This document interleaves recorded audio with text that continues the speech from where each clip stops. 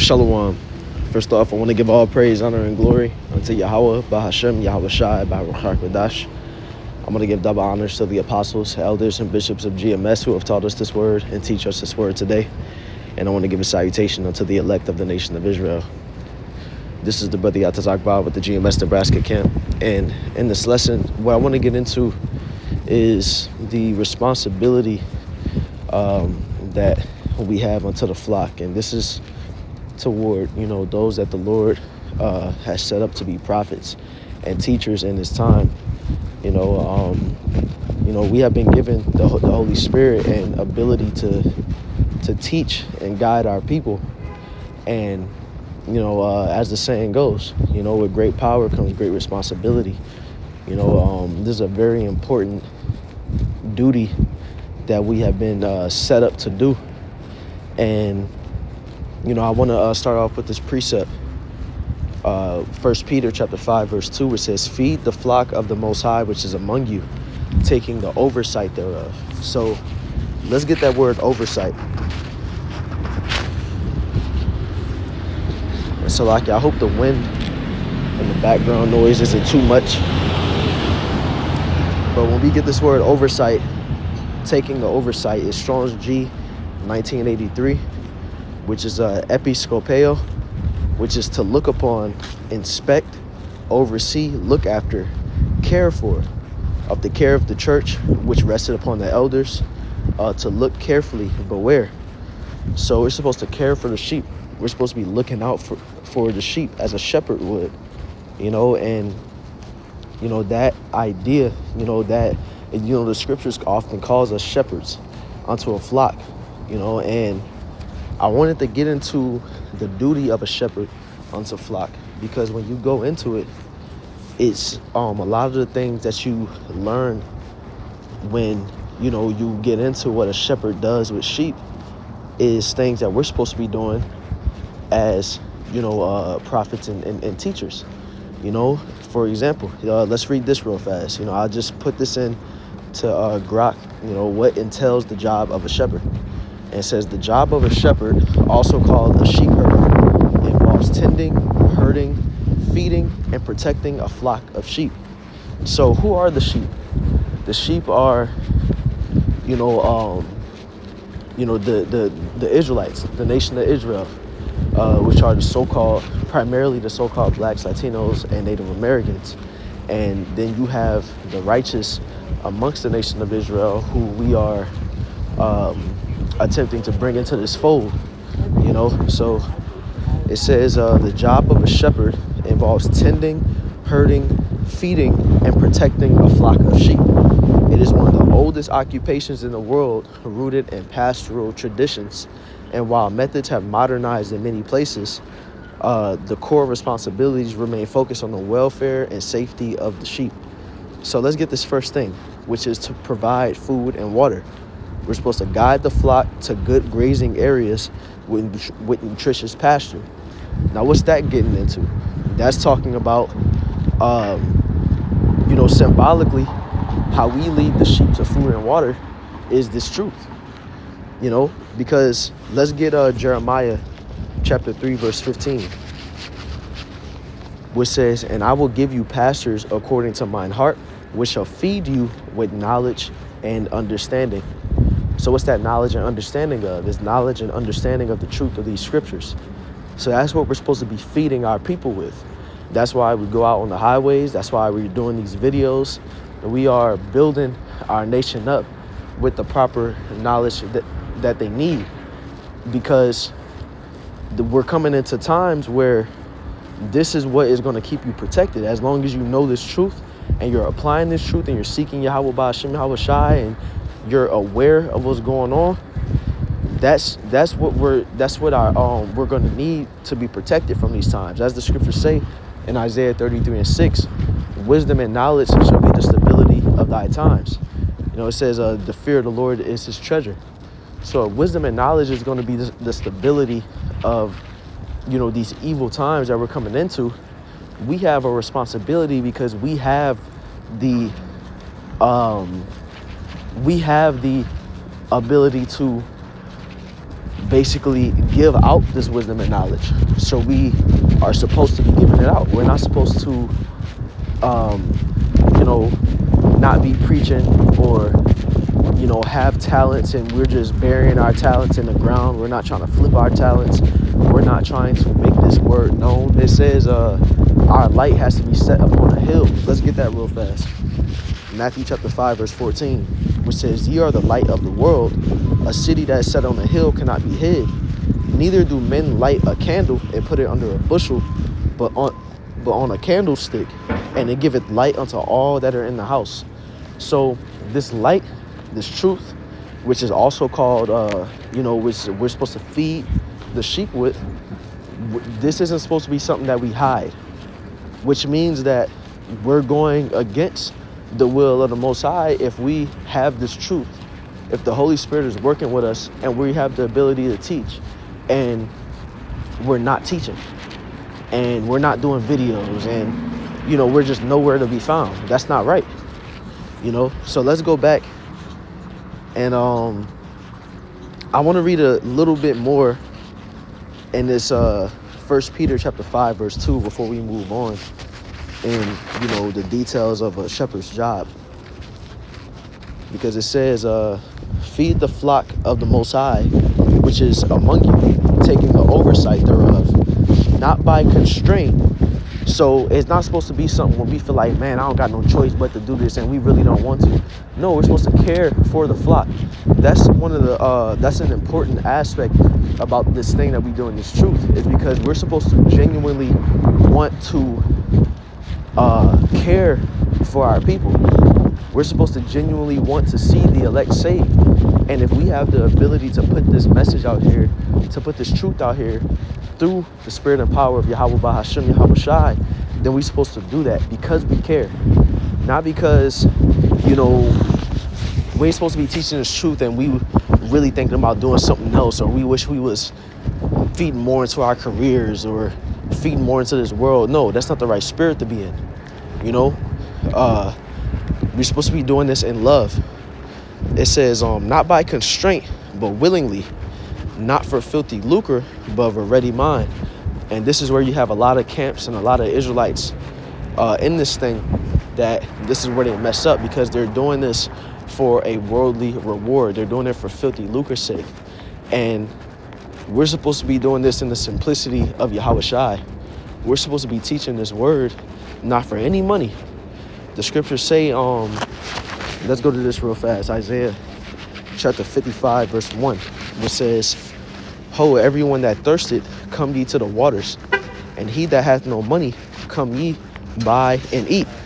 Yea, come buy wine and milk without money and without price." So when it talks about the waters, when it's talking about the wine and the milk, you know, that's talking about this truth. And it's saying that this truth is free. This is freely given. As long as a person approaches this truth, then they can, you know, it can be divvied out to them.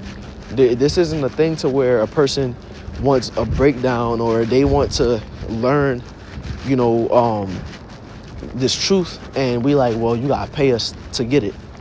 That's not biblical. That's not scriptural.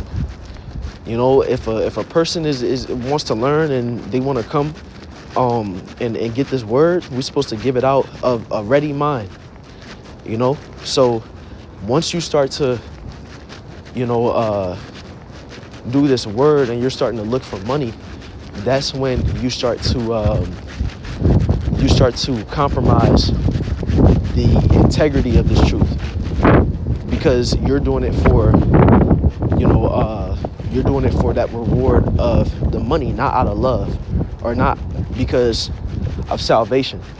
A person can give you a certain amount of money and be like, twist this doctrine, say this instead of that, don't teach the name of the Lord. And because you're receiving money, you're like, all right, well, I'm gonna do that. You know, and this is what we see happening with these different camps, you know. So let's go to let's read a little bit more in this 1 Peter chapter 5, verse 3, which says, "Neither as being lords over the Most High's heritage, but being examples to the flock." Because this is a responsibility as well. When we're in this truth, We're supposed to carry. It says, "What manner of persons ought you to be in all holy conversation and godliness." So we ain't supposed to be teaching His word, and we're not walking in the light of this truth. You know, the scriptures say that there's a man that teaches many, but is unprofitable unto himself, because we can fall into that where, you know, we're teaching people what they need to be doing, but we're not doing what we're supposed to be doing. You know, now we have to be on point as we're teaching people how to be on point. As we're teaching His word, we ain't supposed to just be, you know, carrying ourselves however we want to, because we have to be examples of what we're teaching. We have to be examples of the fruits of this word, you know. So let's go back to the job of a shepherd, which the next thing it says, we're supposed to herd and guide the flock. So it says lead or sometimes drive the sheep from place to place, often walking ahead so the flock follows. Sheep are not naturally great navigators and rely on the shepherd's direction to prevent straying, find resources, or move to markets or sharing areas. And that's the thing. We're in a time where there's a lot of confusion going on. We're in a time where there's a lot of people are going to have a lot of questions that's not in the know. And that's why we have a job and responsibility to break down these prophecies, to look into the news. We're supposed to let's grab this real fast. So like as I was saying, you know, we're supposed to we're supposed to watch, you know, and make things clear for our people. When things start to happen, we're supposed to, for example, this is why we're supposed to be properly breaking down the prophecies such as the MOTB, so that when the followers or the sheep see these things happening, when they see the MOTB coming, they know, oh, I'm supposed to be staying away from that. But if we aren't properly guiding the flock, then they're going to be lost, you know. And that's, you know, the scriptures talk about people who aren't properly guided. They calls them wolves. Let's get that real fast.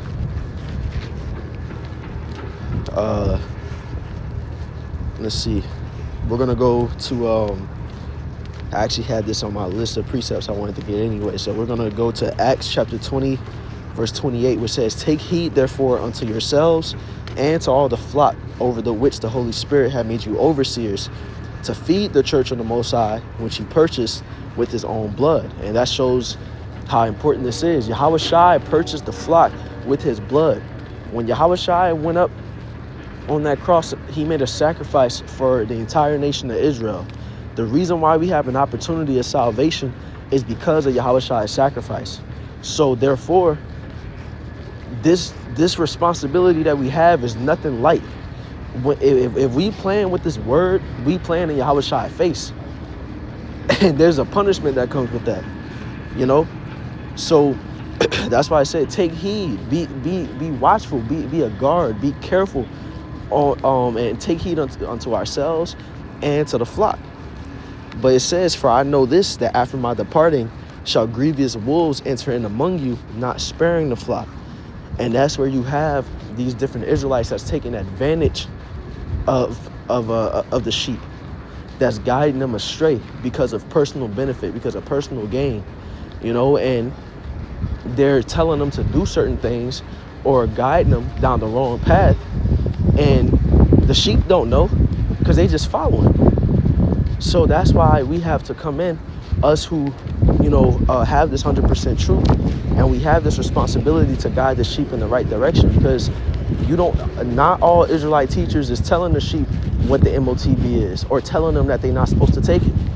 You know, once, for example, this is, you know, why it's so important to properly guide the sheep in the right direction, because when you had that situation that happened in 2020 and that jab came out, you had some teachers, some so-called shepherds that was telling their congregation to get that jab. That's not properly guiding your sheep, you know. So let's go back to that. We say herd and guide the flock, which says to lead or sometimes drive the sheep from place to place. So, you know, sometimes we have to come gentle, sometimes we have to come forward, but either way, we're making sure the sheep are going in the right direction. out of care. So let's go to the next one. It says, protect the flock. Constantly watch for predators, wolves, coyotes, dogs, foxes, etc., thieves, or environmental dangers.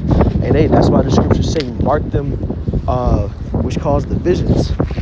Let's go to Romans 16 and 17, which says, now I beseech you, brethren, mark them which cause divisions and offenses contrary to the doctrine which ye have learned, and avoid them. So when we marking these different Israelites from these different countries, these false doctrines, we're doing that because we're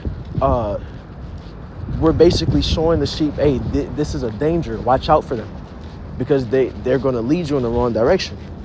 Because once you come with that, the doctrine is very important.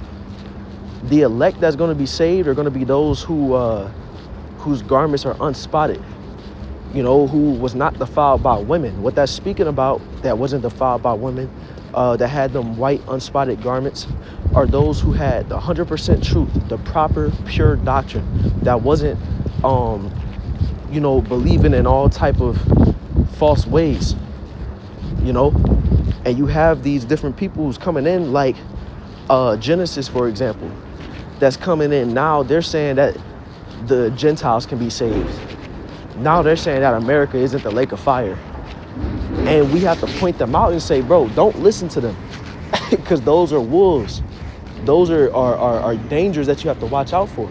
And this is the proper way. Stay away from that path. Let's go to it says to monitor health and provide care. Which says check sheep daily for signs of illness, injury, parasites, or lameness. Administer basic treatments, vaccinations, deworming, hoof trimming, or assist with birthing. Identify and separate any sick animals. And that comes in the form of us just giving this truth, because this truth heals. That's why the scriptures say that we have been sent to heal the sick. Let's grab that real fast.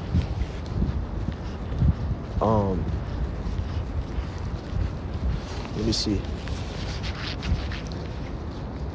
Slack it, bear with me for 1 second.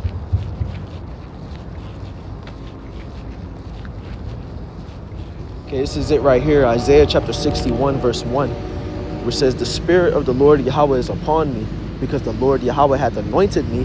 We have been anointed or chosen to what? It says to preach good tidings unto the meek. He had sent me to bind up the brokenhearted, to proclaim liberty to the captives, and the opening of the prison to them that are bound. So our people are in a broken state right now. We are in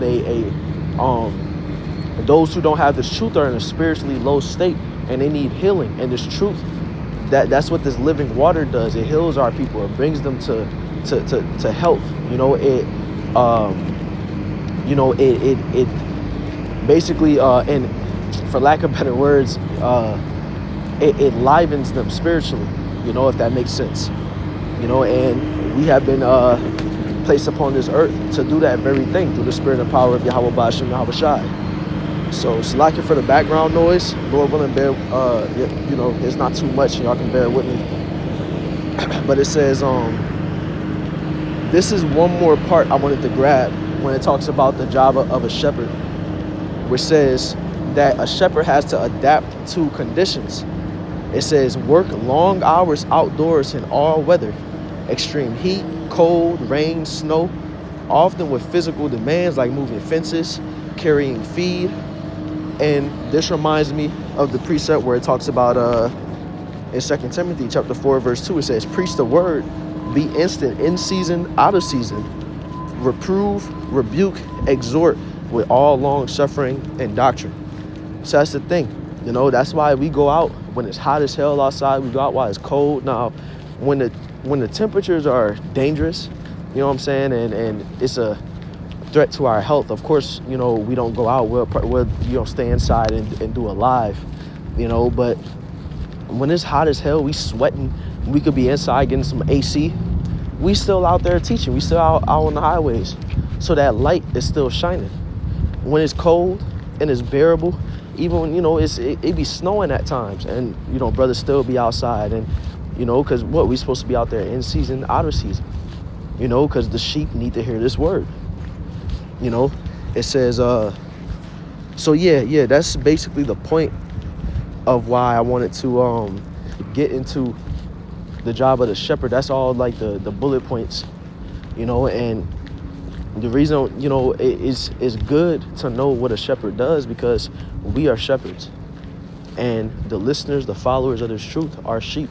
And there's a lot of dangers going on right now. There's a lot of evils that's going on in the world.